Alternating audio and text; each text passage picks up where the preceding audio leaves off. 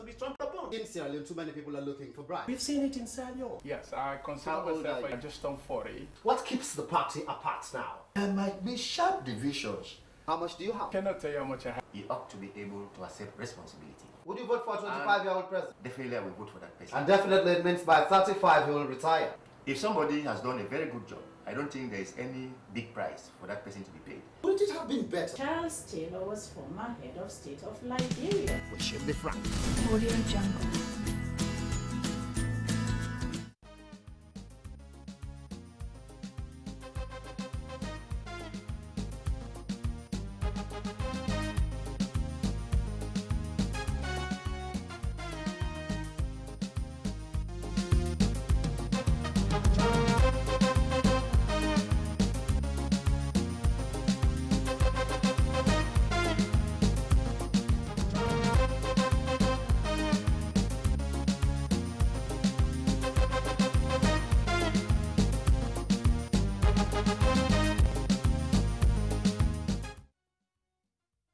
Welcome. After the weekend break, we are back this morning with your program Good Morning Sierra Leone, the program that always starts your day with news, views, comments, and analysis on people and events. I'm Sheku Smaila, teaming up with Daphne Zainab Kamara. Good morning and welcome to this edition of Good Morning Sierra Leone for today, Monday, the 10th of March. Coming up in this edition of Good Morning Sierra Leone, how do community banks contribute to agricultural productivity?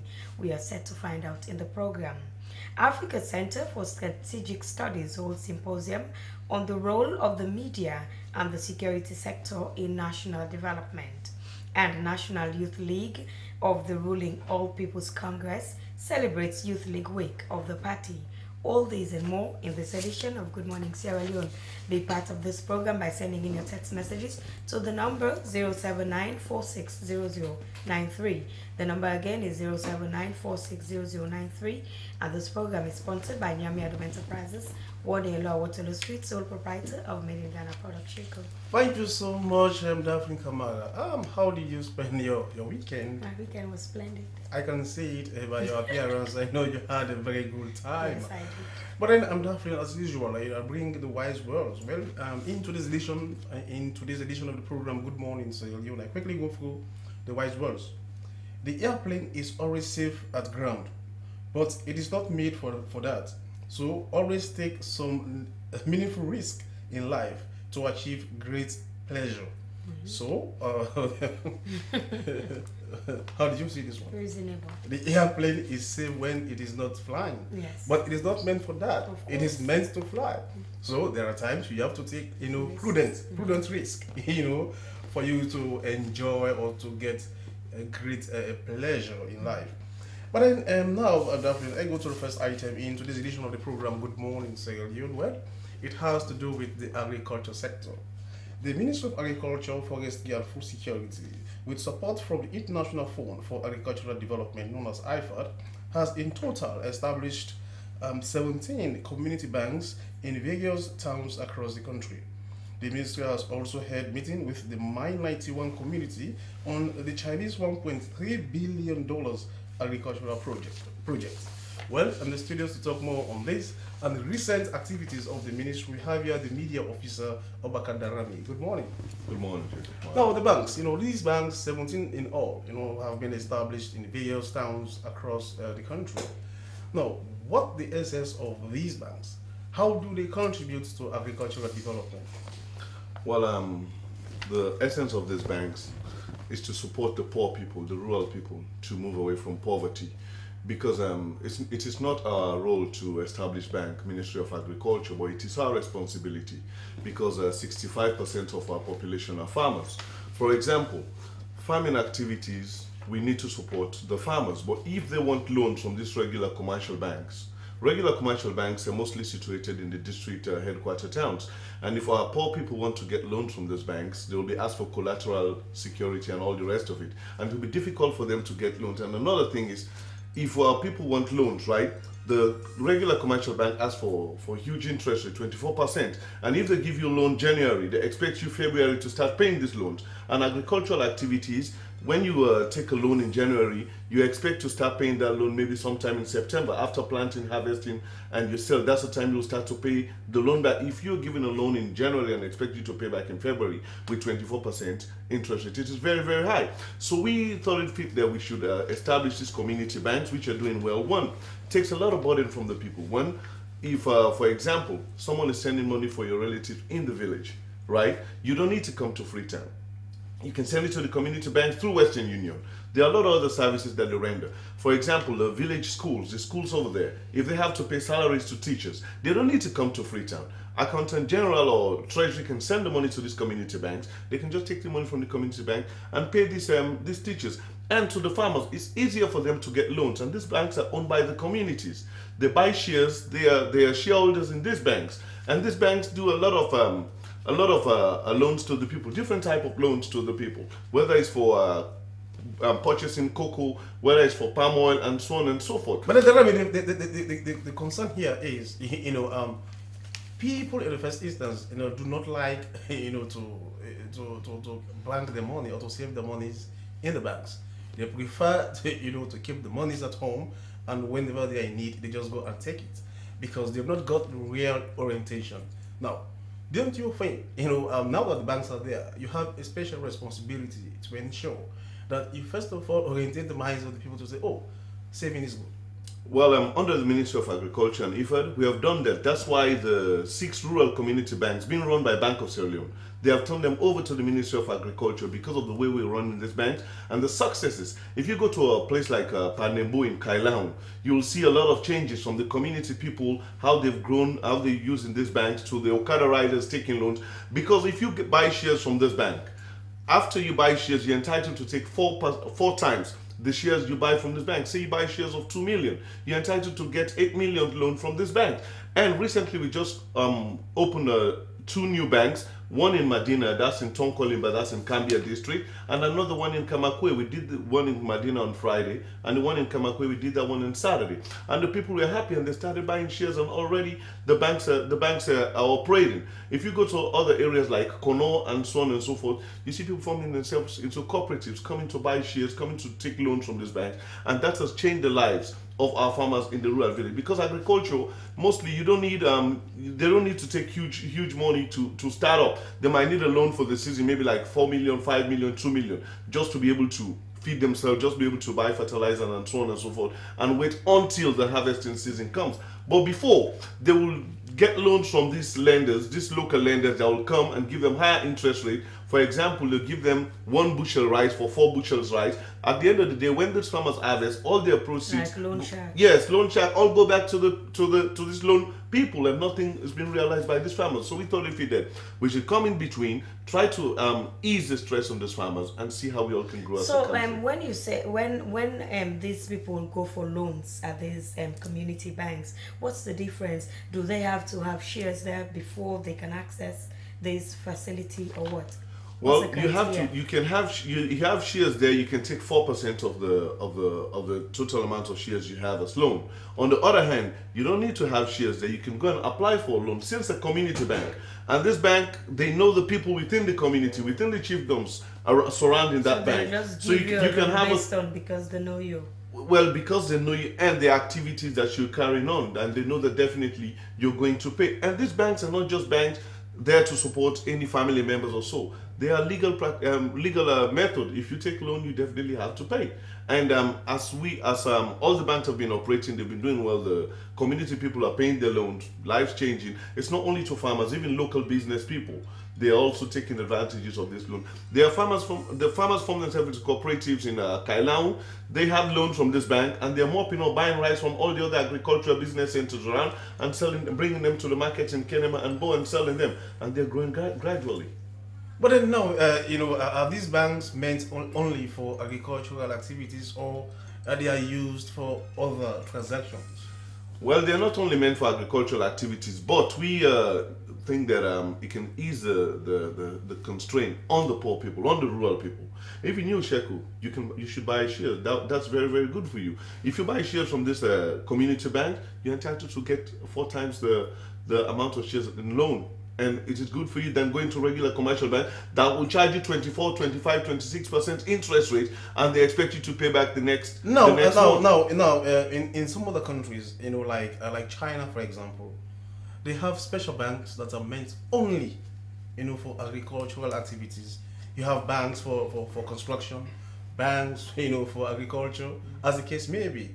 Are you thinking of that? Because now that you've established these banks, they're only operating at the local level, but then even at national level and even at international level. Because, like for example, we have IFAD, which is now involved in promoting agriculture in this country.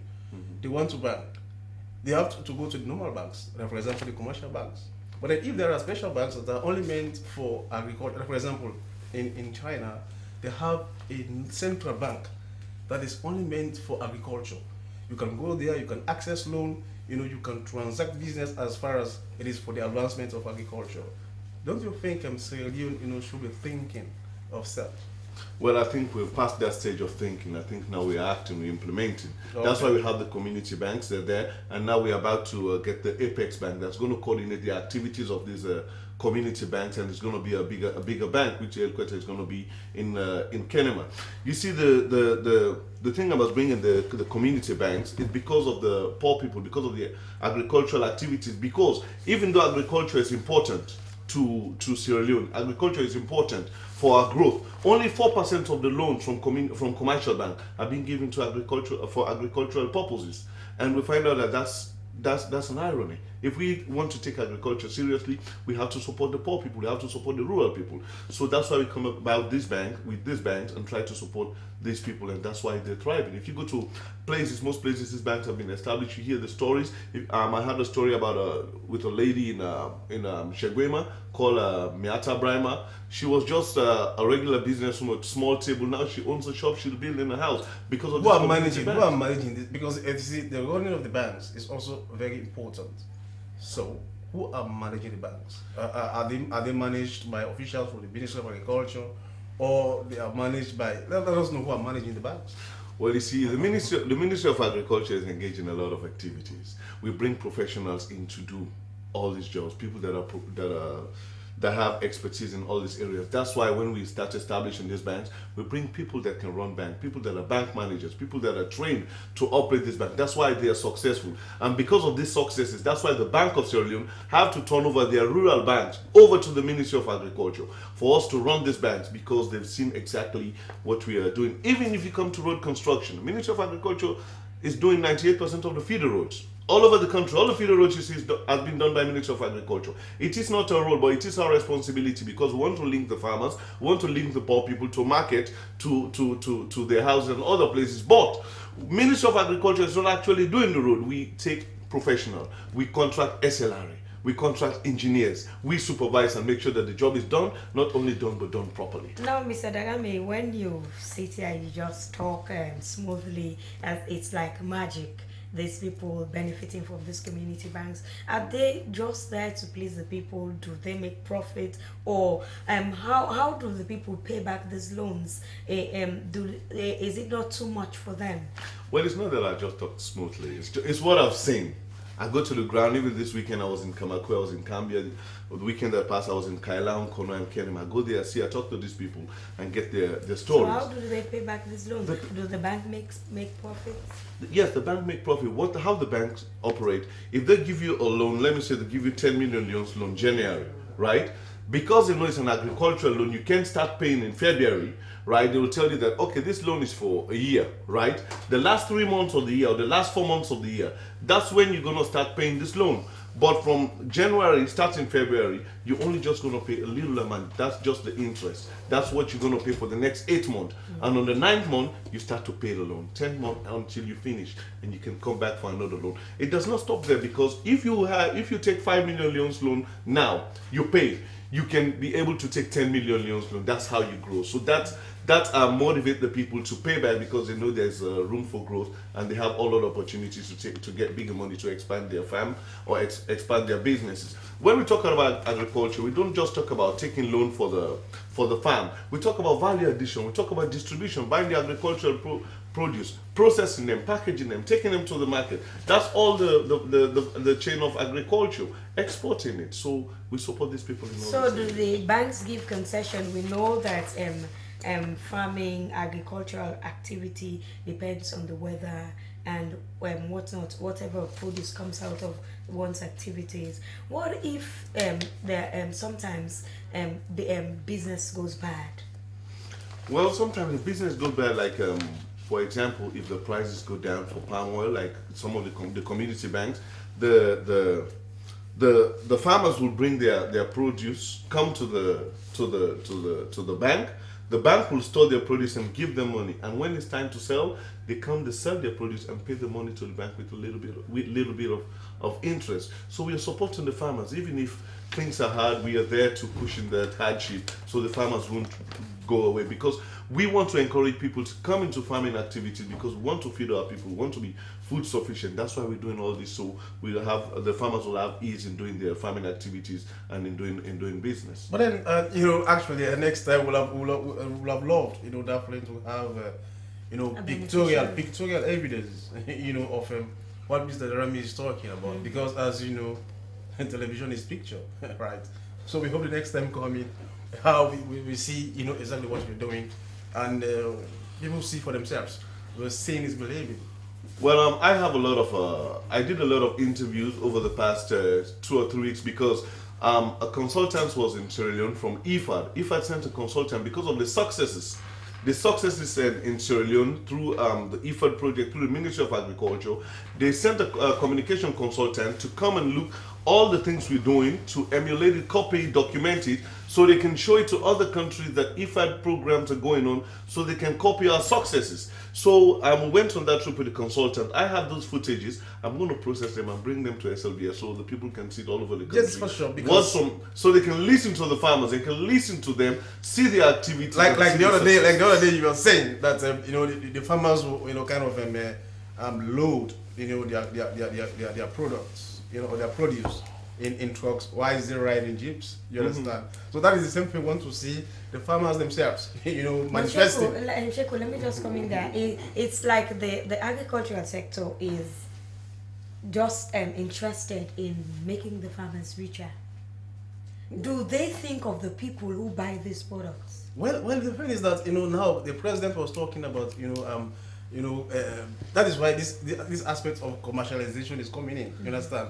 It is like they should have value for their money, for the work they are doing. You understand? And also the people who are consuming this product should not be left to wonder what it costs and but not be able to benefit. The thing from is, them. what should happen first? Like now, but the Rami was talking about feeder rows Yes. that are being constructed.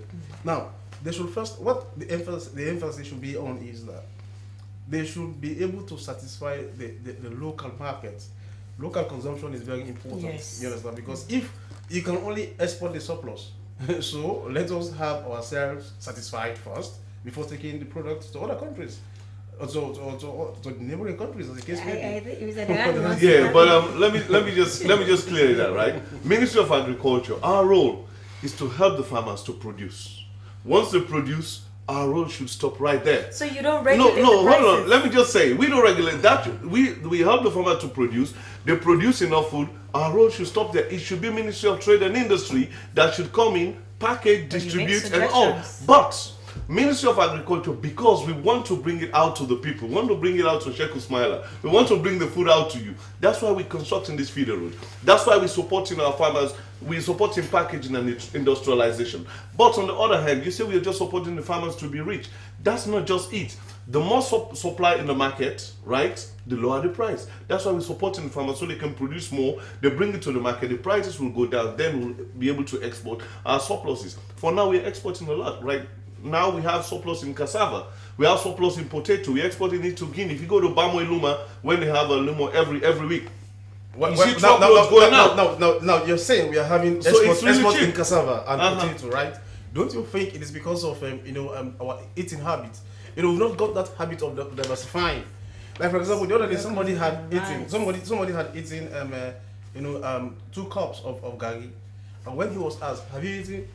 He said no, except for that small gari that I ate this morning. So it is like the eating habits of us, Sierra Leoneans, is not being diversified. That is- Don't you think that is why the potato and the cassava And plantain. are going out of the country? Yes, and we're preaching diversification. That's why we have another project in Ministry of Agriculture called DFPP, supporting and encouraging farmers not to only plant rice, to plant other things around the swampland.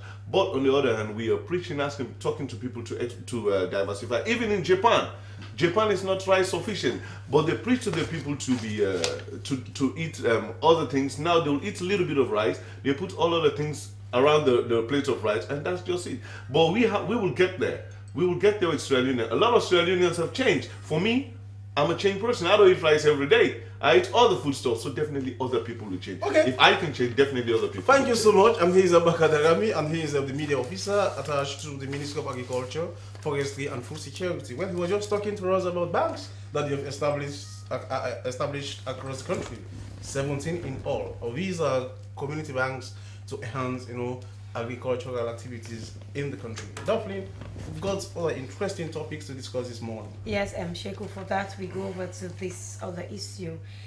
Sierra Leone chapter for the Africa Center for Strategic Studies will tomorrow commence a 2-day forum on the role of the media and the security sector in national development. The forum will take place at the Houghton Academy, Regent.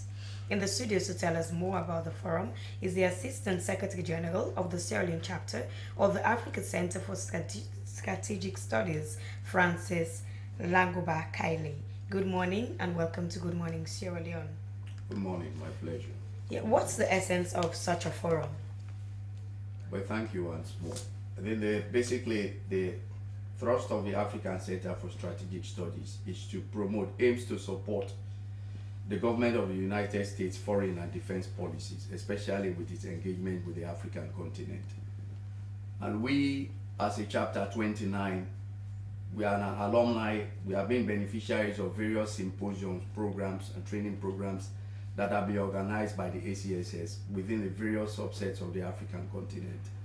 And it is incumbent upon every chapter, every country that has established a chapter, to be organizing topical programs and issues that relates to governance, good governance, human rights, democratization, and other issues as the case might be. This is not our first chapter symposium. We had one just leading as a prelude to the 2012 elections that actually looked at the elections, the critical aspects of the 2012 elections. And this is a second in a series of symposiums that we'll be having. This one is particularly geared towards targeting the collaboration or the expected role that the media and the security sector has expected to play to contribute to national development. So is this forum for media people and security personnel? It's for media people and security sector people. We know in the recent past there has been a relatively acrimonious relationship between the media and the security sector. And to be very honest, there are certain segments of society or the media which thinks that they are parallel with the security sector. Actually, we should be complementing each other, though we are not trying to subsume each other's role. We know you are the fourth realm of society. We are also there to provide the enabling security climate for socioeconomic activities to thrive. But in doing that, I think we all have a common pursuit towards enhancing national development. We have been toiling with this idea, but we have never made a conscious effort to actually bring the media and security sector together to look at the symbiotic and complementary roles that we are supposed to play constructively, though parallelly, to enhance national development. So that is the main thrust of this forum tomorrow, and I'm sure. So would 2 days be enough for these people to understand their roles? Well, it's not even 2 days. It's a one-day forum. 1 day. I think 1 day is sufficiently enough. And we took broad segments of the media from across the country. The media is representative of all the 12 districts and and also we have all the security sector institutions, civil society, academia, and other appendages of the media and security sector. Mind you, the symposium is going to take the forms of presentations within these forums, on topical issues. The media will have to present on its own perspective. Security sector will do the same. The ACSS Washington chapter will give an overall strategic view of the role of the media and civil society. It will be followed by discussions, and then we come back to plenary, in which our findings from those group discussions will be reflected in the plenary. And concrete resolutions will be taken as to how best we're able to further cement the relationship between the media and security sector institutions. Now, Mr. Kelly, you earlier said that there had been, seeming acrimonious relationship between the media and the security sector. Why do you think it has been like this? Well, I think we had in the recent part had this misconception about the securitization of security, so to speak, on a need to know basis.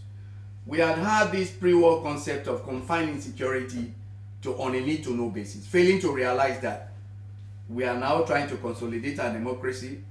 85% to 90% of our tenets of security now are human security related. It's no longer strategic security where you think about the military and the police.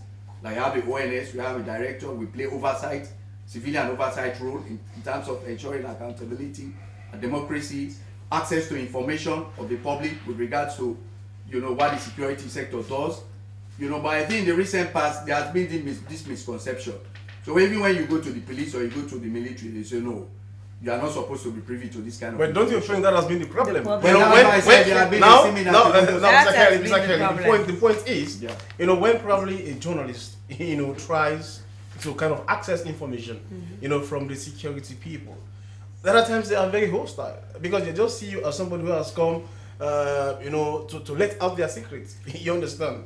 So, during tomorrow's session, don't you think it should be, an atmosphere of frank discussion, people telling people what they've been doing, the wrong things that they've been doing, and how, they could come together, and I also look for the way forward. Yes, it is. That's why we are meeting tomorrow. We are trying to find a consensus. But let's be mindful of the fact that every country has what you call an official secret act. You understand? There are certain state security documents or state security apparatus or workings that you are only privy to on a need to know basis. Even if I'm working within the security sector institution, if any activity has a direct impediment of national security, definitely you will be confined. But most times it's not because of those not because of that. Well, that's most what I'm times saying. Security people tend to just shy away from the media. Well, there has been a misconception. I wish I'm a security practitioner. I wish to be in the media every day if I'm opportune. I mean, we are living in a space of democratization. That's how people should be privy to information. But most times, Mr. Kelly, the security people are only willing to give out what they want the public to know in their own interest, right?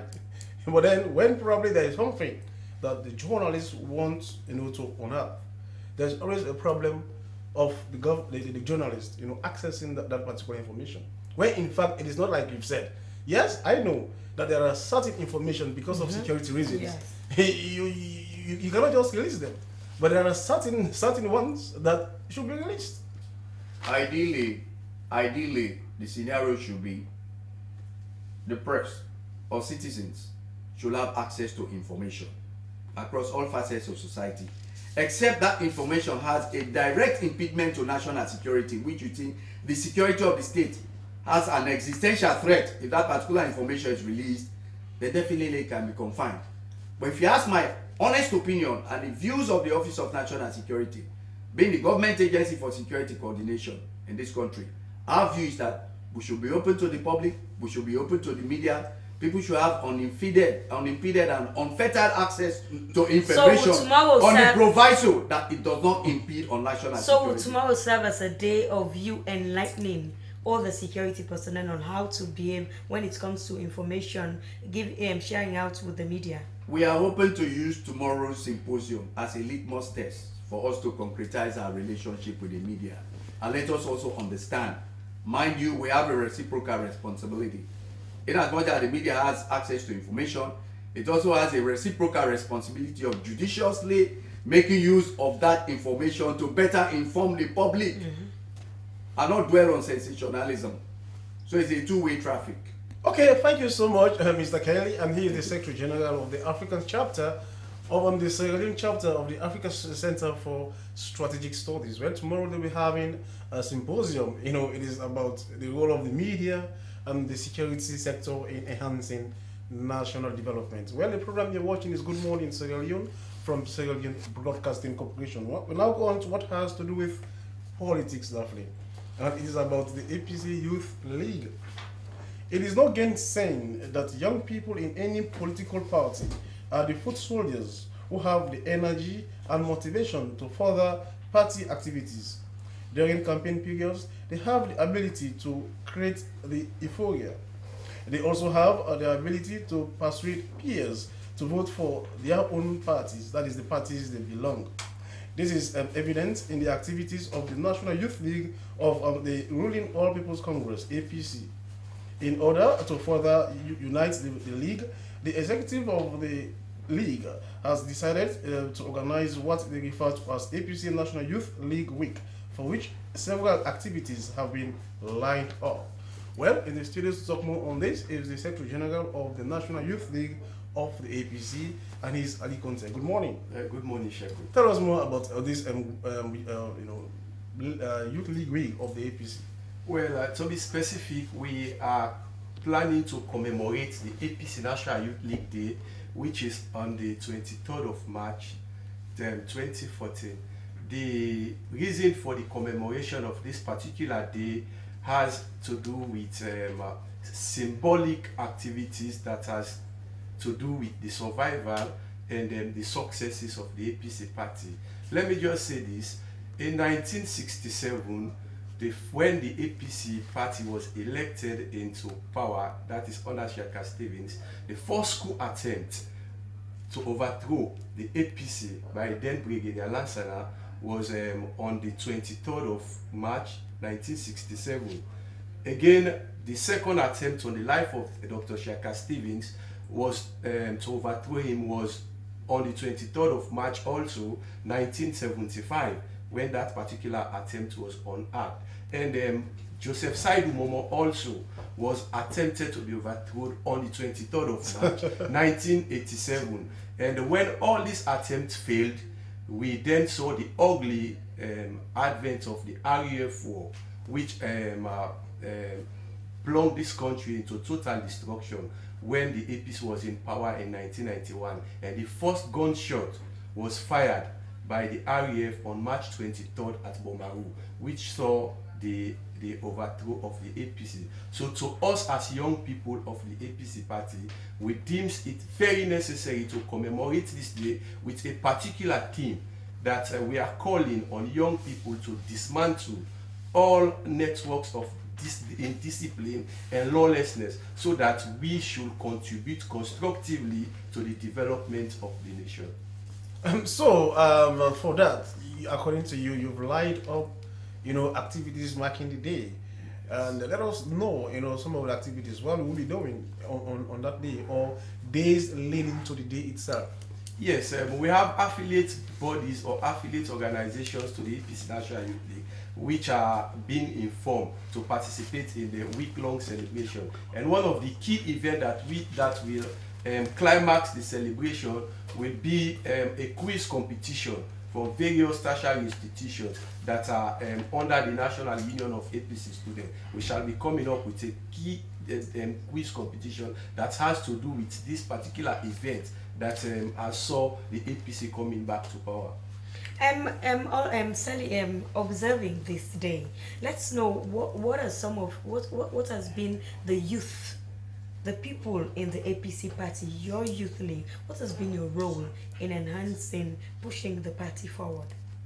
As a league of the party, our particular role and responsibility is to provide a platform in producing potential leaders for the APC party. If I may name but a few, the current chairman and leader, who is the president, His Excellency Dr. Anes Baikoma, is a product of the APC National Youth League. The Minister of Mines, Alhaji Minkailu Mansare, was a member of the APC National Youth League. The current Secretary General of the APC party, Alhaji Usman Fode Ansane, was also a member of the APC National Youth League. You just name them who've been able to produce leaders for the APC party, and this is our role, to ensure that we continue to inculcate the principle of discipline and respect for the rule of law amongst our peers. And trust me, the composition of the APC Youth League cut across all diverse ethnic and backgrounds. Now you seem to be more active these days that the APC is the ruling party, the party in governance. Has it been so over the years? Of course, yes. It has ever been so since the formation of the APC Youth League in 1962. It has always been so, and as the presentation or given by Sheku, we are there as foot soldiers of the party. And you can attest to that during the 2012 elections, the president decided after winning the second term into his power to dedicate the agenda for prosperity to the service of the young people of this country. And the 8th component of the agenda for prosperity has to do with youth. And that is why the president has not only made a pronouncement or proclamation to lay his life for the youth, he has also gone further to ensure that he creates the enabling environment, creates the institutions that are geared towards empowering the youth to participate in constructive developmental activities. So what's your relationship with other youths of the other political parties in the country? Do you plan to involve them in this, your activity? Yes, just on Saturday I was with the chairman and leader of the grassroots of the Sierra Leone People's Party grassroots wing, Mr. Johnny. We were on a debate to see what the political parties have created or the opportunities out there for young people, and we have agreed that will continue to engage ourselves. And I want to also extend our sincere thanks and appreciation on behalf of the APC National Youth League to the SLPP young generation for the strides that they have decided to undertake to see how best they can bring their party members together, because it is only with their effective opposition we will continue to see the APC in power, and we hope they will continue to talk to their people so that the APC will continue to provide the leadership that this country deserves. Now in marking this Youth Day, you've decided to focus on indiscipline. Yes. To talk to people. So do you plan to involve all the youths of other political parties? Of course, we've started distributing letters to our patron members, and the particular program on Sunday, which is the 23rd of March, will be the public lecture will be done by our Grand Chief Patron of the League, who is no less a person but His Excellency the President, H.E. Dr. Alex Laikouma.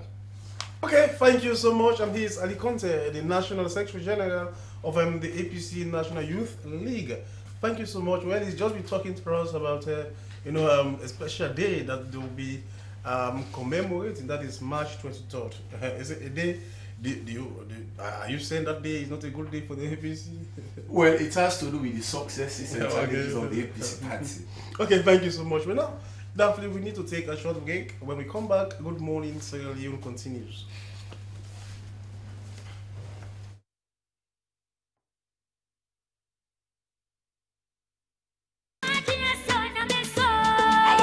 Miami Adum Enterprises is your one-stop shop for made-in-Ghana goods. We have 18 carats gold wedding and engagement rings. Energize yourself daily with the brown gold natural cocoa powder and the moringa leaf powder. We have cooking utensils of all shapes and sizes. And the foam takeaway bowl. Guess the Jeba range of cosmetics and put yourself on the spotlight. Contact us at 1A Lower Waterloo Street by Takoradi Corner in Freetown, or call us on 088-601-335 or 033-354-571 or 076-601-335. Miami Adum Enterprises, our products and services will bring you maximum satisfaction at affordable prices. Miami Adum Enterprises, it's all about God's grace.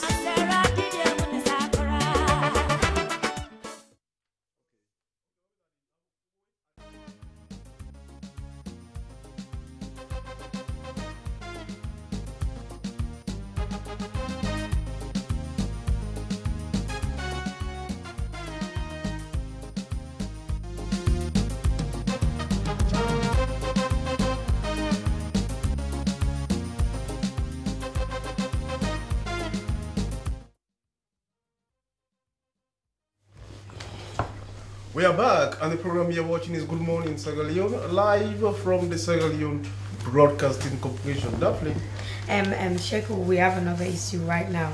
ICT for Salone is an NGO committed to human rights and education through information communication technology. The director, John David Cooper, is here with us in the studios and is here to tell us more. So what's the ultimate goal of ICT? Yeah, ICT for Salone, meaning information and communication technology for Salone, short. It's a movement that started as a student group, and then later on we decided to make it big, to register it as an NGO in Sierra Leone. But it all started from Norway, a university called University of Agder in Norway, where I did my master's studies. And then at that time, while I was writing my thesis, my master thesis, we had this competition on innovation and creative thinking. So I had to write a project on creative thinking, you know. In other words, a project on education to teach computer science, computer training, you know, to high school kids here in Sierra Leone. So of course the project was approved, and then we had to win some amount of money, which is not so much, you know, because it's just a student program. So and then having that money, we didn't just stop there, limit ourselves to that level. We decided to take it further, you know, to a level where we can have this organization as big as possible.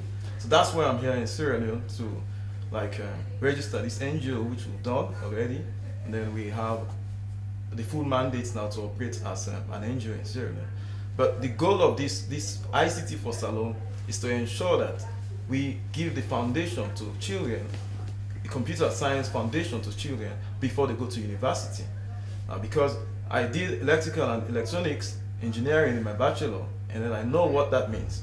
You know, graduating from Furabe College without no computer science background as an engineer, it means a lot to me.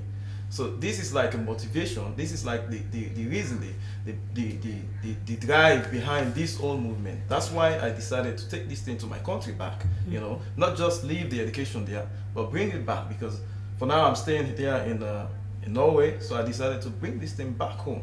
That's why we have this. So now that you've registered this organization, yeah, how far have you gone in doing your work? Yeah, thank you very much for that question. Yeah, so far so good. We've gone to the level of having some partners here in Sierra Leone, local partners, you know, one or two, not so much. And also we've made some other ministries, like Ministry of Youth and Ministry of Youth now. And then they are trying to see how best they can help us. But we also want to appeal to the government, you know, to step in, because this is a very useful project, you know, giving the children the foundation. In terms of computer science is very important. And we are not only going to teach them or train them and just leave them, no. We want to see how we can solve problems in society, you know, like creating educative apps, creating educative websites, you know. Educative apps, I mean, in the case we're in, for instance, if you consider the current trend in terms of technology, the children are spending more time on their phones and computers instead of on their books, instead of studying. So how can we solve this problem? How can we solve the poor grade system? Now, we thought of this, and then we decided that we can embed one subject, for instance, take the English language objective in terms of Becker or WAS, embed that English language into an app. So instead of the child is always on WhatsApp or Viber, that child can also go on that English app and then find a way to study, you know, because this is the modern world we live in now. Well, have you thought of the fact that for whatever you have to do in the internet, it costs money in Sierra Leone? We have no free internet system here. Yeah, of course, that is a very good point. But that's why I said initially that this whole thing started in Norway. So we have some support for now from the Norwegian university, and if we have some challenge, we can always go back to them. If there is something that needs the international support, we can always go back to them. But for now, we also need local support, because we don't believe that all the time it's the West or the white man that has to support us. Sometimes we also have to come and support this kind of movement, you know, useful project, You know, that's why we want to appeal to the government or to some other NGOs here in Sierra Leone to support us or to partner with us in order to achieve this goal. Now, do you see this project, being a sustainable one? Because we've seen projects, they come, they start, they are registered, and then you see them undertake one or two activities, and then they are gone. Are you sure that this program or this project has come to stay? Yes, that I can say for sure. That I'm quite sure that this project is going to continue. Of course, I'm a Sierra Leonean, I'm not a foreigner, and because of this project, I've been here like every 6 months in Sierra Leone, just to ensure that we achieve this goal. And I want to also say that this is not our first project under ICT for Salone. Initially, we started from the university. We wrote a proposal, to the Norwegian university, the same university where I studied, in order for them to give scholarship to students, to do their masters and also PhD, and we've achieved that. So this is something I want to say it will continue for a certain period of time, because we're not going to be here forever. Okay, now ICT for Salone, now, are you providing the services free of cost, or somebody has to pay something, to benefit from this project? Well, that's why it's called an NGO, non-profitable, non-governmental, and things like that. So we're going to provide this service for free. The only thing we're going to do is that there will be some minimum charge, which is just like 20,000 or 25,000. Because what we believe is that if there is no single amount of money invested in something, nobody's going to take that thing serious. So that's why we're going to demand only 20 or 25,000 meals, depending on what the students agree on. So how long someone takes, on a program? Well, it's going to be continuous, of course. Okay. So for now, we're going to start from SS1 because of the limited funds we have. But originally, this project is meant for 7 to 17 years. But for now, we're going to start from SS1 to SS3, or maybe SS4. Okay. The new system. Thank you so much. He is the director of ICT for Salone, and he is John David Cooper. Thank you so much for being with us on Good Morning Sierra Leone. But then, definitely, we've got another guest. We're going to talk to us about a conference, a prophetic conference. Break your limits. Yes, that is the theme. And it starts today, a 7 days revival program. This is around the National Stadium car park, right outside.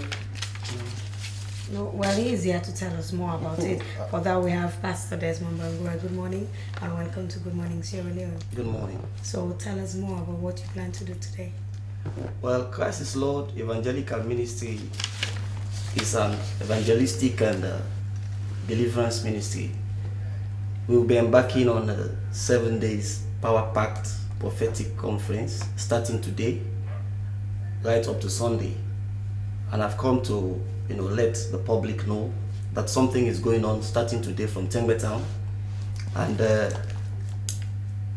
it will be a great delight, and you'll never regret you went there if you do. So what's the difference?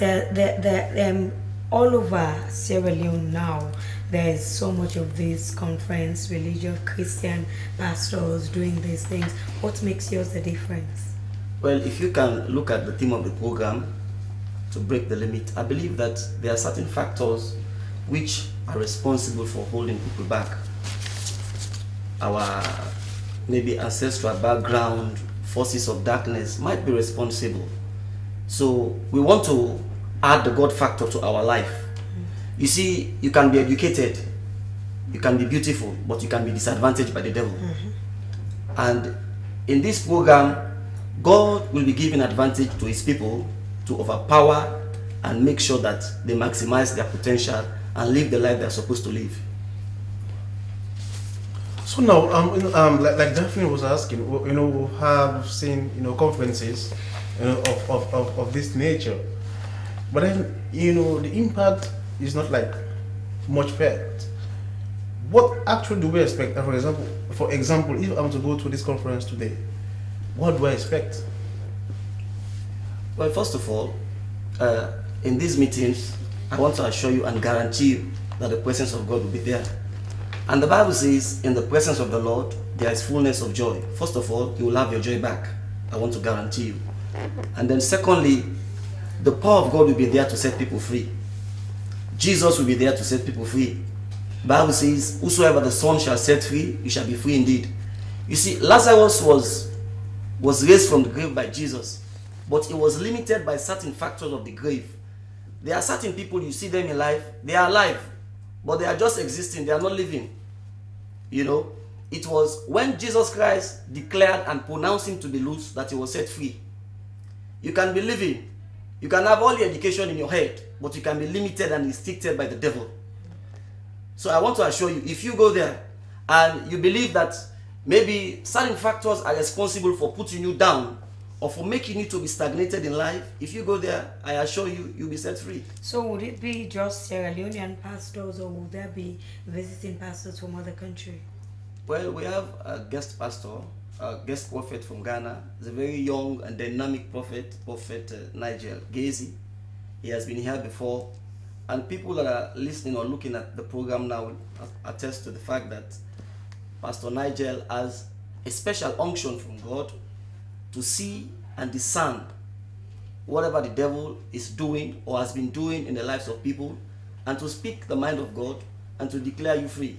So is it a necessity that you always have to bring people from overseas to tell Sierra Leoneans what they need to do from God? Don't you too, as pastors in Sierra Leone, have the capability to do that? Now, Christ is Lord is an international ministry, and I believe most people in the western part of Sierra Leone can attest to the fact that we have pastors in the house that are capable and are competent of doing what international pastors are doing. So why not do it yourself? Why bring in other people? Well, we also go out to minister. Okay. So it's a reciprocal an exchange. It's like an we go out to exchange. minister, and then they too, we invite them to come. Okay. Well, I must say thank you so much, and Pastor Desmond Bangura. Well, the place is at the church is by okay. Tengbe Town by Bio School. Okay. Well, thank you so much. What's the name of the church? Christ is Lord Evangelical Ministry. Okay, thank you so much. Well, as we come to the end, as we're about to come to the end of the program, Good Morning Sierra Leone, I again go to Mr. Kelly from ONS, but then he's here in the capacity as Assistant Secretary General of the Africa chapter of the Sierra Leone chapter, you know, of the Africa Center for Strategic Studies. Now, quickly, the outcomes of this meeting that we'll be holding tomorrow, how will you kind of make use of whatever outcomes that may come out of this? Well, I think, Chair, Moderator, one advantage we have is that almost all of the participants that will be representing the security sector are policy level within government structure. You know, so we are at policy level, we are the decision-making processes of our various institutions. So hence we have reached concrete resolutions, taking concrete resolutions in concert with SLAG. On our own side, it is incumbent upon us at institutional level to ensure that we factor those resolutions into our strategic plans, into our institutional objectives, and into our policy engagement with government. Okay, so thank you. Very concrete. Thank you so much, Mr. Kelly from ONS, but then in the capacity as the Assistant Secretary General of the Sierra Leone chapter of the Africa, Center for Strategic Studies. Thank you so much. Ali Conte from the National Union, the National APC Youth League. Now, March 23rd is going to be a special day for you. What do you expect of the president on that day? Well, the president will be there to give the keynote address on the topic that I've already mentioned, and we are calling on our Patreon members to attend that particular program, because they will have the opportunity to know about the founding members of the APC party, members of the APC National Youth League, like the late S.A.J. Pratt, Alhaji Minkailu Mansare, E.T. Kamara, and some of these people are still living. So would it just be speeches? Well, we hope and we are planning to ensure that that particular day is adequately you wouldn't reach out to the public in telling them about this indiscipline? We've been doing that, and let me just tell you, the APC Youth League is a national league, and come that day, the media will be invited and will definitely showcase the strength of the league. Okay, trust me, when we are coming, we are unstoppable. Okay, thank you so much. He's Ali Conte, the National Secretary General of the